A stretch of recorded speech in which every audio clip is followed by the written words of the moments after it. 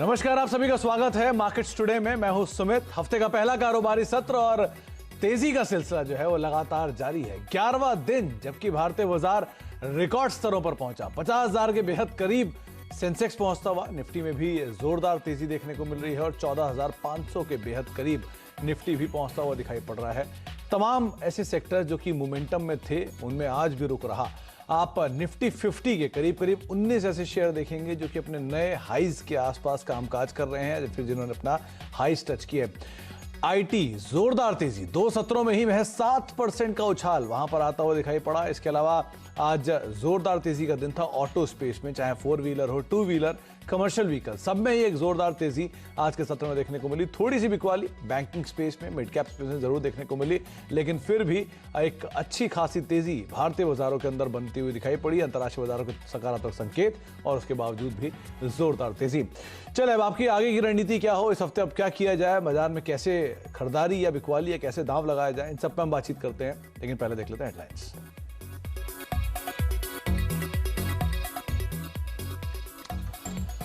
लगातार 11वें दिन रिकॉर्ड ऊंचाई पर बाजार, 50,000 बनाने के लिए सेंसेक्स बेताब, लेकिन मिड कैप और बैंकिंग शेयरों में रहा दबाव।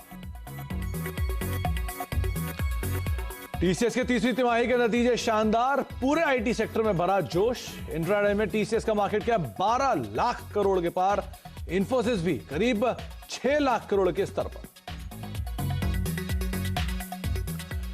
टॉप गियर में ऑटो सेक्टर, 28 महीने के शिखर पर निफ्टी ऑटो इंडेक्स करीब 5% के उछाल के साथ टाटा मोटर्स, एफएनओ का top gainer Ashok Leyland, Bharat forge और एमएनएम में भी 2 से 3% की तेजी। डिफेंस, रेलवे और हेवी इंजीनियरिंग सेक्टर से जुड़ी कंपनियों में की एक्सपोर्ट में हिस्सेदारी बढ़ाने पर जोर, बजट में हो सकता है ऐलान, सीएनबीसी आवाज के एक्सक्लूसिव। टेक्सटाइल शेयरों ने किया आवाज के व्यूअर्स को मालामाल, 5 से 10% तक दौड़ा इंडियन टेरेन, सतलज टेक्सटाइल और डॉनियर इंडस्ट्रीज। आज स्टॉक 2020 में टेक्सटाइल शेयरों में दी गई थी खरीदारी की राय।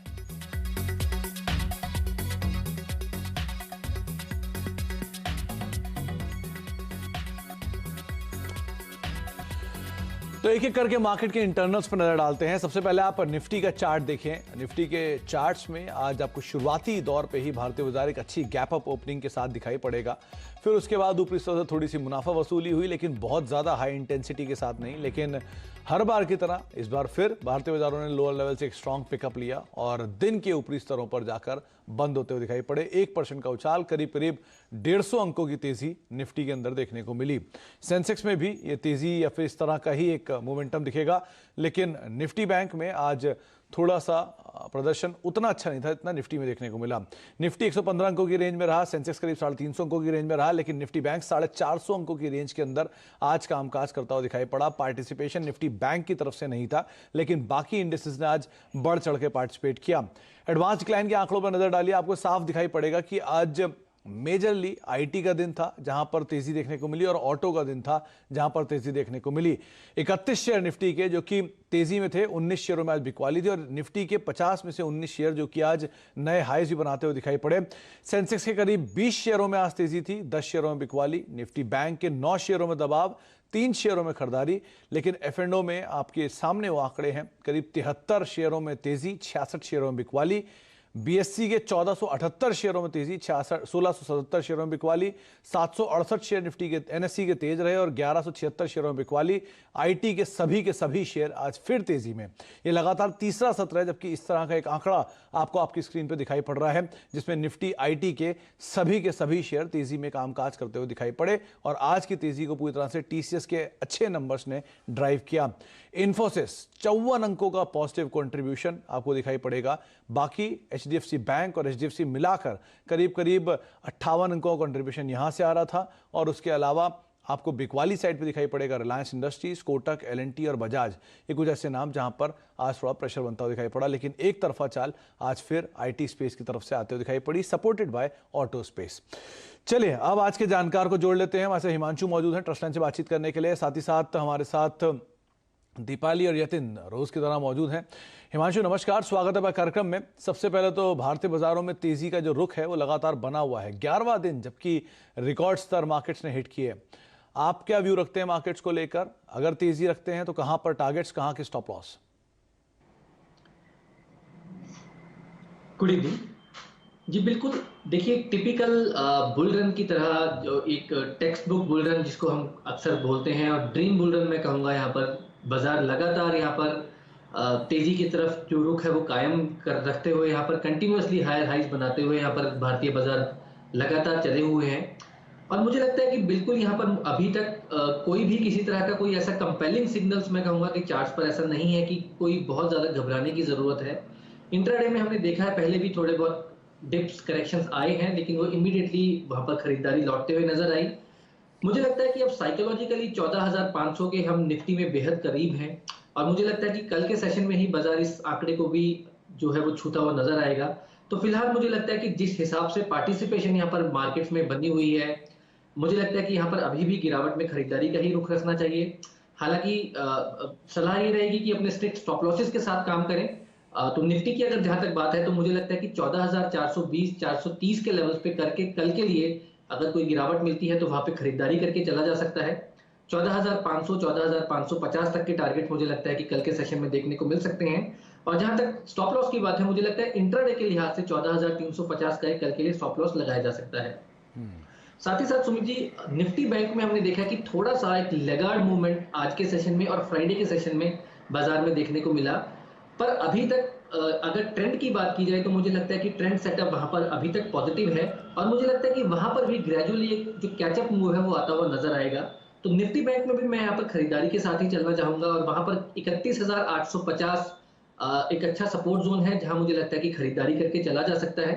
31,700 का एक स्टॉप लॉस लगाया जा सकता है, और मुझे लगता है कि पहला टारगेट 32,200, और अगर बाजार 32,200 के ऊपर निकलता है तो फिर 32,500 32,600 जो कि ऑल टाइम हाइज होंगे निफ्टी बैंक के लिए, वो टारगेट्स भी यहाँ पर आते हुए देखने को मिल सकते हैं। तो 32,200 ये निफ्टी बैंक के लिए टारगेट है। 31,700 का एक स्टॉप लॉस मेंटेन करें। और इसके अलावा निफ्टी के लिए भी तेजी की बातचीत हिमांशु कर रहे हैं। 14,500 ये टारगेट रहेगा, यानी कि बहुत ज्यादा दूर नहीं, लेकिन हाँ 14,350 का एक स्टॉप लॉस आप यहां पर मेंटेन कर सकते हैं। हिमांशु, आपने बात की 14,500 की, 14,484 ऑलरेडी पहुंच गया, तो 125 पॉइंट यही पहला टारगेट हो गया। आपको लगता है ये थोड़ी और तेजी बढ़ेगी भी? सुमित जी, मेरी जो रणनीति रहेगी यहाँ पर, अगर बाजार में कोई ड्यूरिंग द डे डिप मिलता है तो 14,420 430 मुझे लगता है कि ऑप्टिमम लेवल्स हैं जहां पर इनिशिएट किया जा सकते हैं फ्रेश लॉन्ग पोजीशंस। और उसके लिहाज से 14,350 एक रिस्क रिवॉर्ड के पर्सपेक्टिव से एक अच्छा स्टॉप लॉस बनेगा। जहां तक अपसाइड की बात है, 14,500 550 एक साइकोलॉजिकल लेवल है, लेकिन चार्ट्स के हिसाब से मुझे लगता है कि 14,650 और 14,800 तक के भी टारगेट्स अभी खुले हैं, और मुझे लगता है कि वो टारगेट भी इस हफ्ते में यहाँ पर आते हुए देखने को मिल सकते हैं।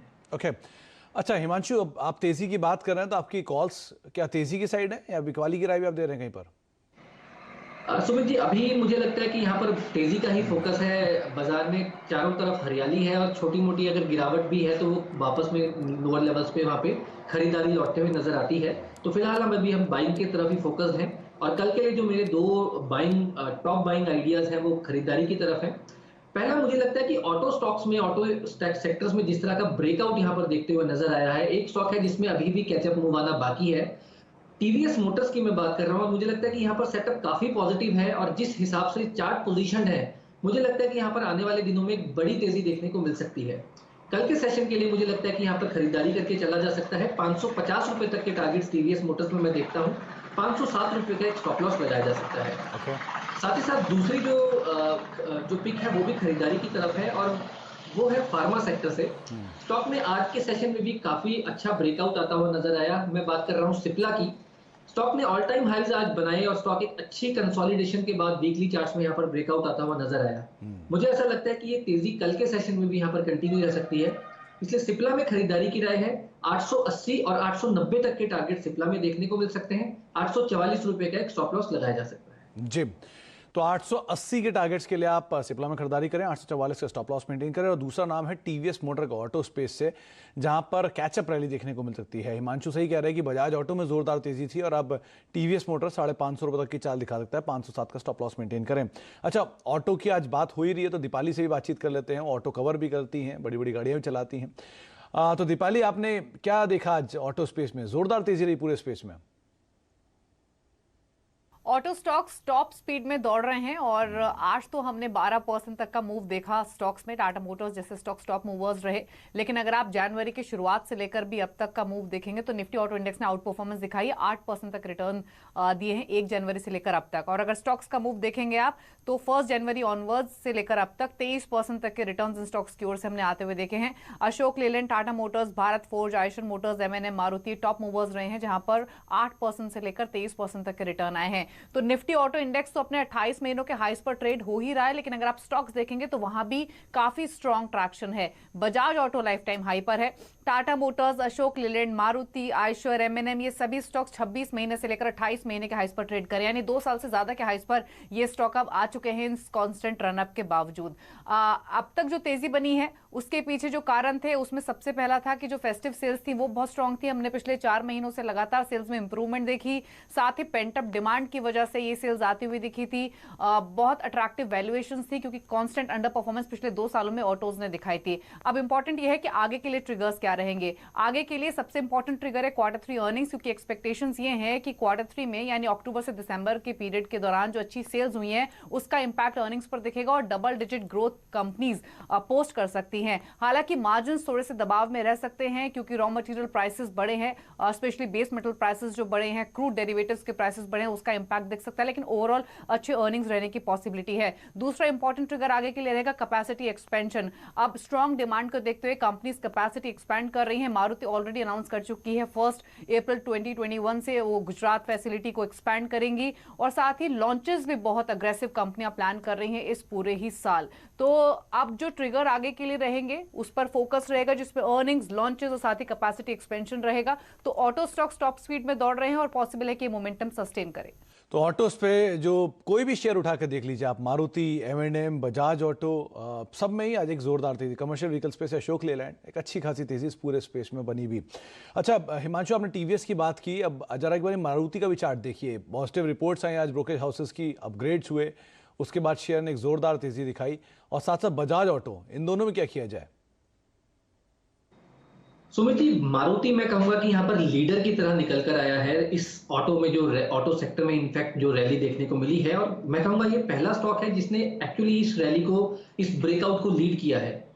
अभी भी मुझे लगता है कि यहाँ पर काफी अपसाइड देखने को मिल सकती है। पहला साइकोलॉजिकल टारगेट 8,500 का है, बट मुझे लगता है कि थोड़ा सा अगर इसको समय दिया जाए, थोड़ा सा शॉर्ट टू मीडियम टर्म के पर्सपेक्टिव से, तो चार्ट यहाँ पर 9,000 और 9,200 की तरफ इशारा करते हैं। तो मुझे लगता है कि यहाँ पर अभी भी काफी अपसाइड है, गिरावट पर खरीदारी की राय रहेगी।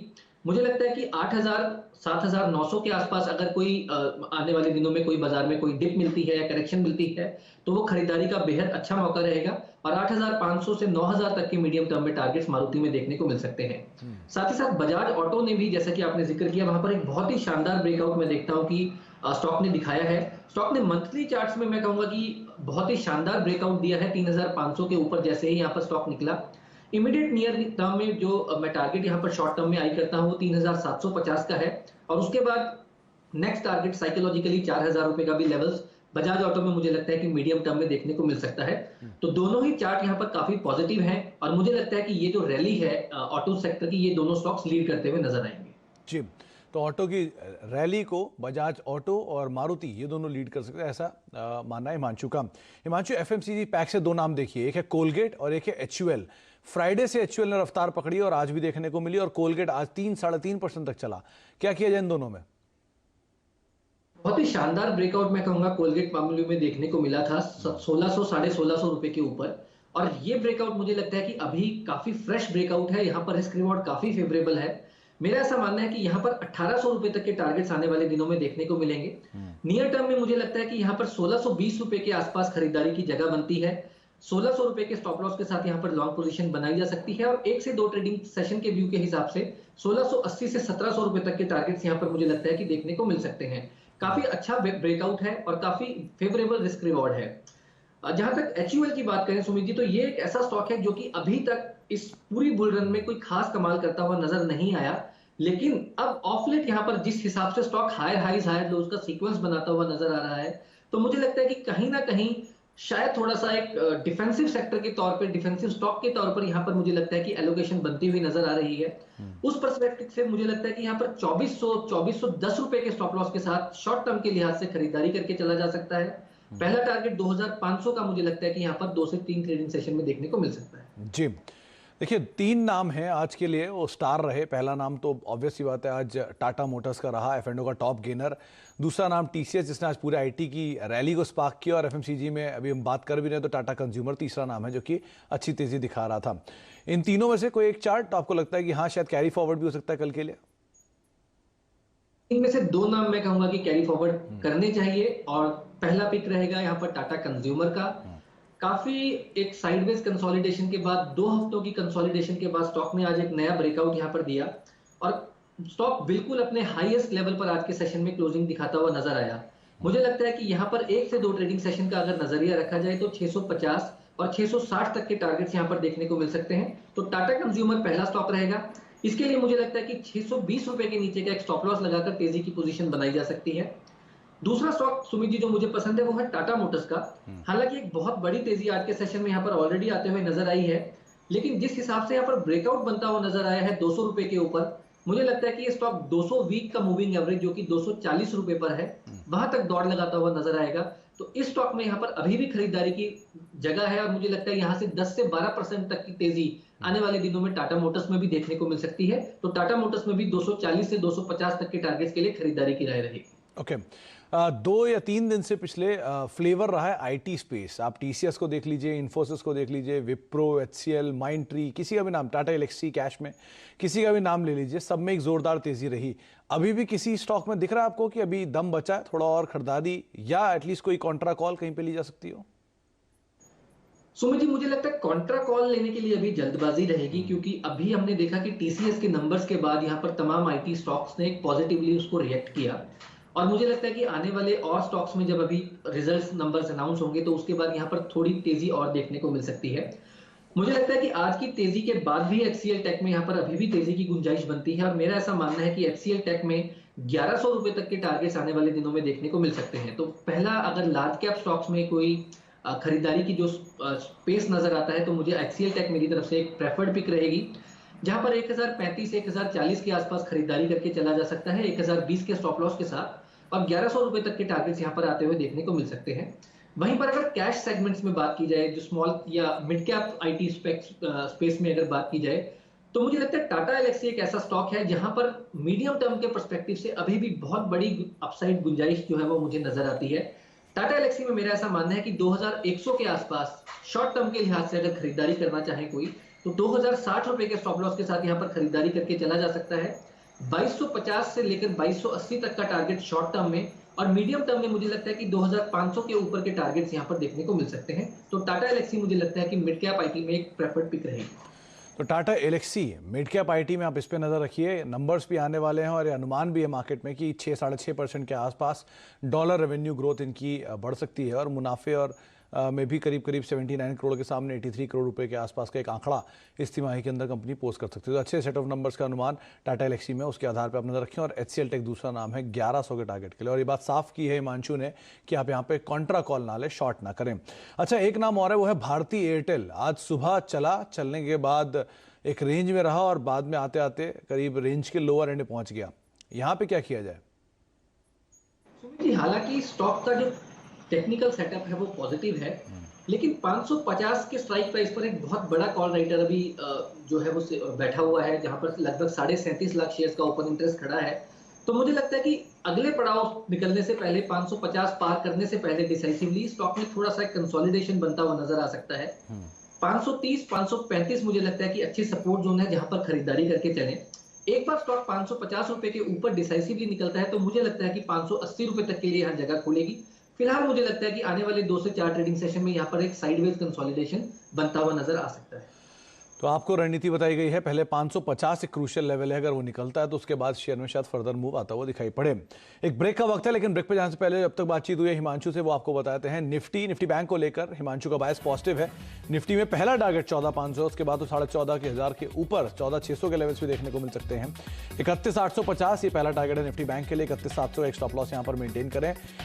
हिमांशु पूरी तरह से अभी तक तेजी में है, उनको लगता है कि सिप्ला में आप खरीदारी कर सकते हैं 880 रुपए के टारगेट्स के लिए, और बजाज ऑटो और सिप्ला के साथ साथ दूसरी कौन की टीवीएस मोटर है जिस पे आप दाम लगाए, लेकिन ऑटो से बजाज ऑटो 3750 रुपए के टारगेट्स के लिए खरीदारी करें, 3570 का स्टॉप लॉस मेंटेन करें।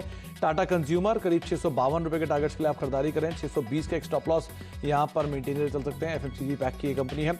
इसके अलावा टाटा एलेक्सी कैश में आप आईटी स्पेस में 2250 के टारगेट्स के लिए खरीदारी कर सकते हैं। टीसीएस 3250 के टारगेट के लिए खरीदारी करें, 3120 के स्टॉप लॉस मेंटेन करें। और एचसीएल टेक यहां पर आप खरीदारी कर सकते हैं 850 रुपए के टारगेट के लिए, 780 का एक स्टॉप लॉस मेंटेन करके आप यहां पर चल सकते हैं। ये 8500 नहीं है, 850 है, जिससे खरीदारी करके चलने की राय हिमांशु दे रहे हैं। तो तेजी का बायस ही रखिए, ये हिमांशु ने राय साफ कर दी है। एक ब्रेक का वक्त है, ब्रेक के बाद लौटते हैं। यतिन हमारे साथ मौजूद है, जो कि आपको रोज बरोज बताते हैं कि डीलर्स रूम में कहाँ तेजी या फिर मंदी की बातचीत हो रही है। छोटे से ब्रेक के बाद लौटते हैं, उनसे बातचीत करते हैं।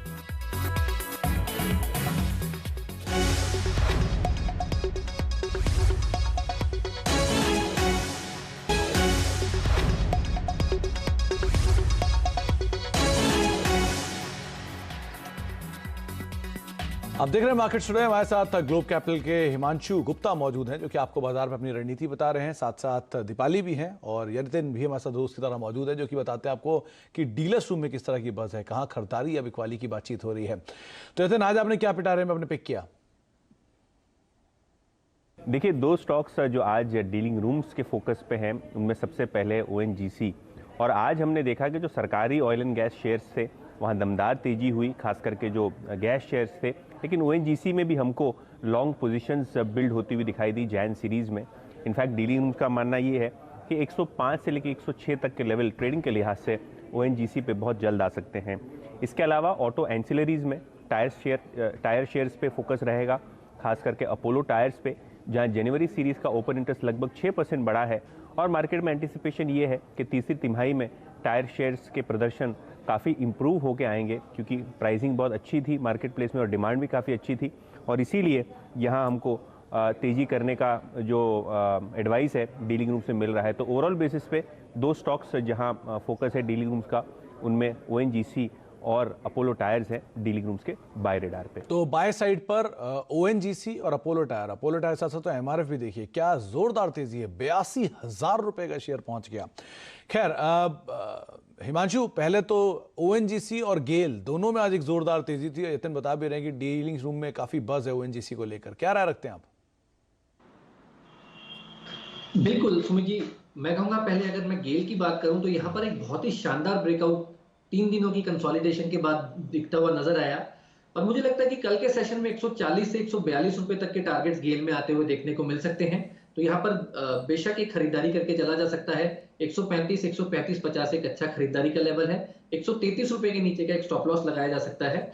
और साथ ही साथ अगर ओएनजीसी की बात की जाए तो वहां पर भी एक अच्छा पॉजिटिव सेटअप बना हुआ है। मुझे लगता है कि 101 रुपए के आसपास बिल्कुल खरीदारी करके चला जा सकता है। और यहाँ पर जिस हिसाब का सेटअप है 106 और उसके बाद 109 रुपए तक के टारगेट्स ओएनजीसी में भी आते हुए देखने को मिल सकते हैं। जी, तो आपको गेल और ओएनजीसी दोनों में ही तेजी की बातचीत हिमांशु कह रहे हैं, और वैसे भी यतिन मान रहे हैं कि डीलिंग रूम में काफ़ी ज़्यादा बज़ ओएनजीसी के अंदर देखने को मिल भी रहा है। तो इस लिहाज से भी आप इसके ऊपर नज़र रखें। बहुत बहुत शुक्रिया आपका हिमांशु हमारे साथ मौजूद रहने के लिए, सभी शेयरों पर बाजार पर बातचीत करने के लिए। यतिन दीपाली, आपका भी बहुत बहुत शुक्रिया रोज़ की रोज़ हमारे साथ जुड़ने के लिए और सभी शेयरों पर चर्चा करने के लिए। तो 11 सत्र जबकि भारतीय बाजार लगातार तेज़ी में है, नए रिकॉर्ड्स को बना रहे हैं। ध्यान से संभल कर स्टॉप लॉस के साथ आप अपनी पोजीशंस को होल्ड करें, लेकिन अर्निंग्स हैं तो आप उस लिहाज से भी सभी शेयरों के ऊपर नजर बना के रख सकते हैं जो अर्निंग्स से जुड़े हुए हैं। इसी नोट के साथ मार्केट टुडे में इतना ही। नमस्कार।